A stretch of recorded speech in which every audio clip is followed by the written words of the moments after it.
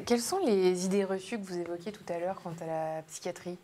Alors, une des premières idées reçues, c'est que ce ne serait pas une vraie spécialité comme les autres spécialités médicales, alors qu'on s'occupe de patients qui ont besoin de diagnostics et de bons traitements adaptés.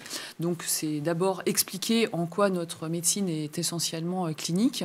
C'est aussi la perception qu'il n'y a peut-être pas assez de recherche, par exemple, ou qu'on est un peu isolé, alors que notre psychiatrie, notre discipline est profondément humaine. Elle s'intéresse aussi bien aux neurosciences, mais aussi aux sciences humaines. Donc, on est vraiment à la croisée de disciplines extrêmement riches sur le plan intellectuel et qui visent aussi à aider les patients dont on s'occupe. Et on a souvent une image un petit peu isolée de la pratique, alors qu'en fait, on est un métier en collaboration avec de nombreux métiers, psychologues, orthophonistes, infirmiers, enseignants en activité physique adaptée, pour ne citer que les plus, peut-être les plus récents.